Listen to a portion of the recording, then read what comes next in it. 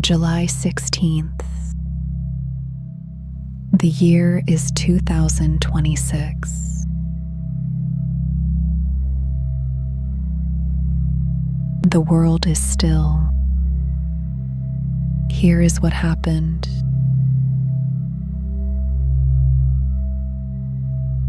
The United States military launched another wave of strikes against Iran on Wednesday night.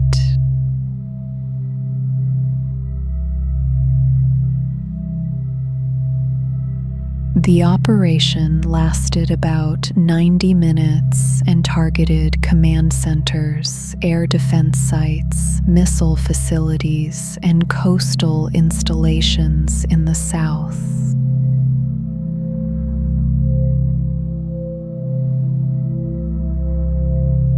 Iran's Ministry of Health says at least 35 people have been killed and more than 300 injured since the fighting began last week.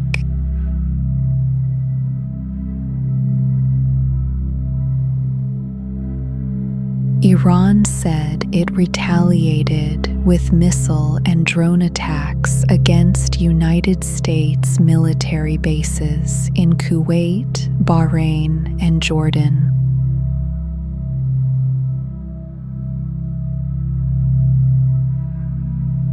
Kuwait said it intercepted 4 cruise missiles and 21 drones. Bahrain and Jordan reported attacks on their bases as well.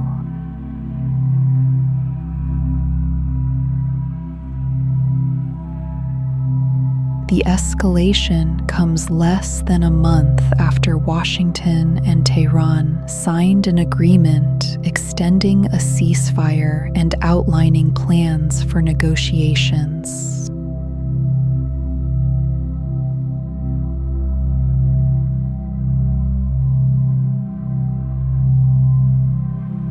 A new report found that immigration and customs enforcement officers used force in a large share of immigration operations.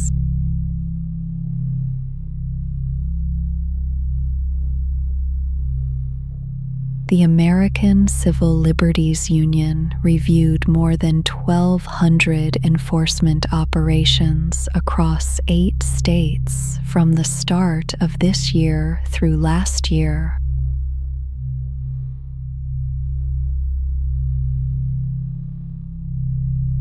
Nearly a third of those incidents involved force or the threat of force.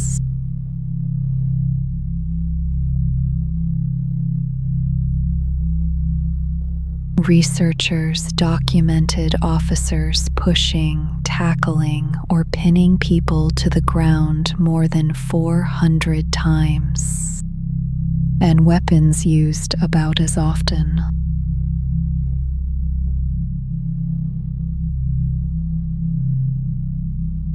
The report also found dozens of cases where officers used tactics many local police agencies restrict, including chokeholds and pressing a knee to a person's neck.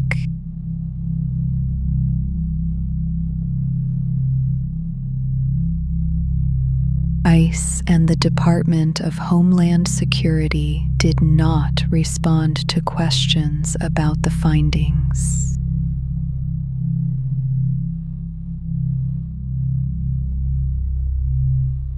The Civil Liberties Organization noted its data covers only a portion of states and a limited window. Many operations go unrecorded.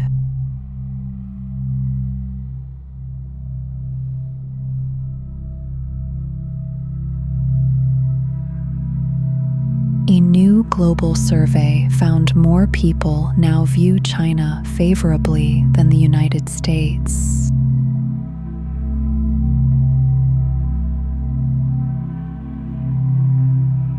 The poll by the Pew Research Center covered 36 countries and territories, and in 25 of them, China came out ahead.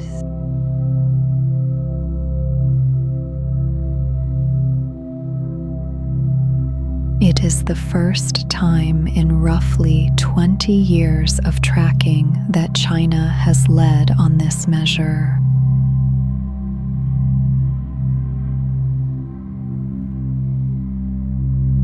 Views of the Chinese president were also more favorable than those of the President of the United States in 22 of the countries surveyed, including Canada, France, Germany, and the United Kingdom.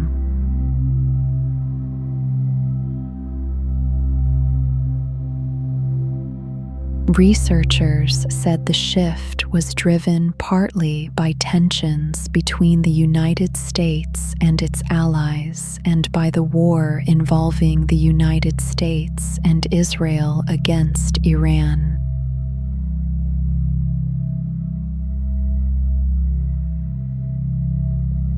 Favorable views of the United States in Canada fell from 57% in 2023 to 33% today, while favorable views of China there rose from 14% to 44%.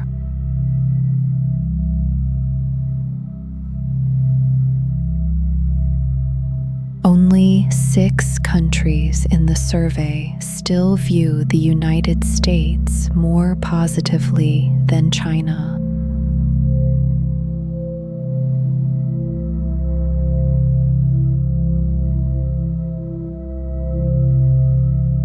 The Senate Judiciary Committee held a confirmation hearing for the acting Attorney General.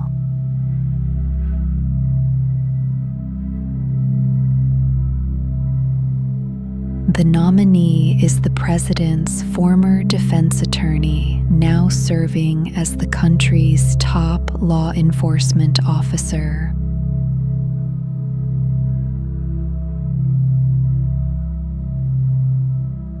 He told senators he was not a yes man, that his role was to give honest counsel, not just agree.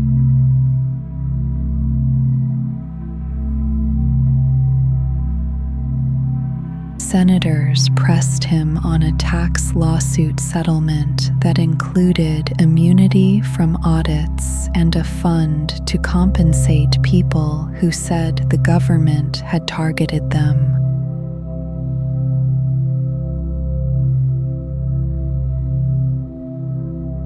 The fund was later scrapped, and a federal judge said the lawsuit had been filed for an improper purpose.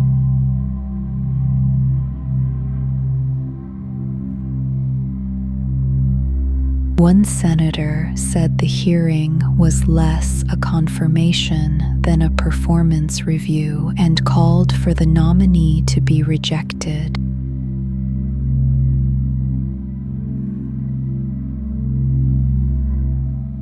A committee vote has not yet been scheduled.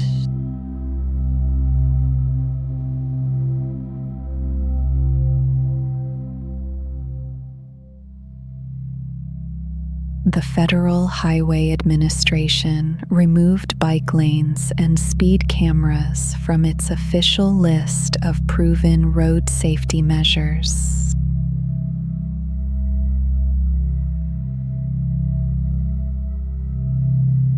The list, which guides state and local planners, shrank from 28 recommended strategies to 23.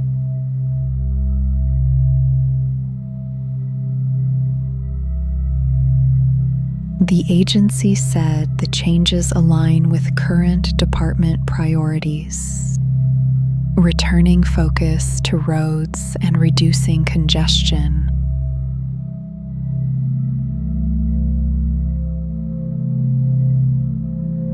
Critics, including the official who oversaw the list's last expansion, say the removed strategies have clear evidence behind them and the cuts are not safety-based.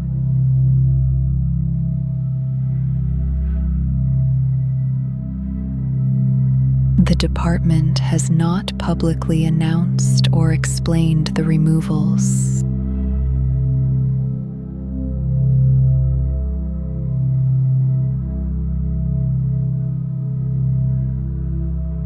The Treasury unveiled a commemorative coin this week.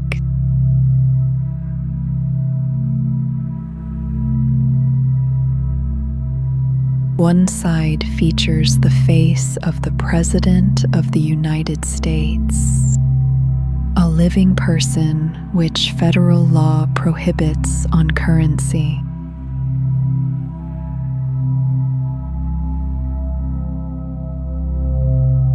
The coin was issued in honor of America's 250th birthday.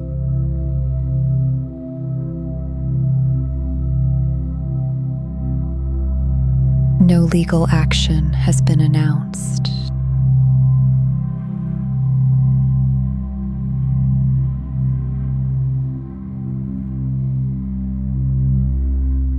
The United States military will begin screening troops for low testosterone levels.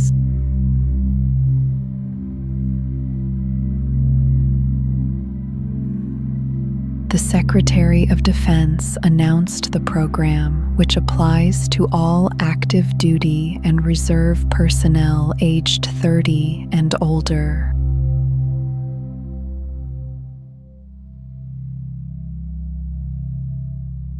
Screening will be mandatory for that age group and optional for those younger than 30.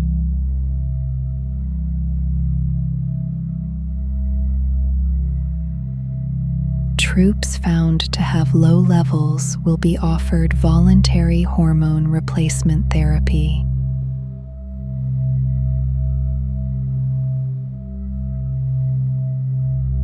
The Secretary said the program is not about artificial enhancement. It is intended to support long-term health and readiness.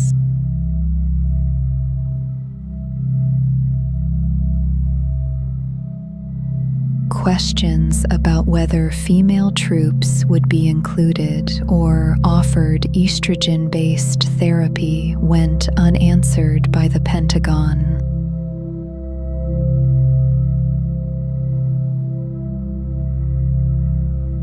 A senator and a congresswoman, both veterans, called on the department to extend the program equally to men and women.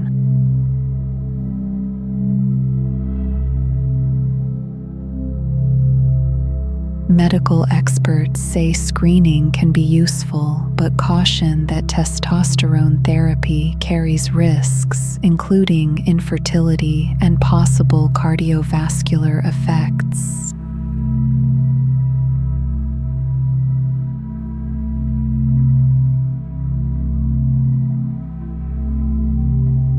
Here is what happened.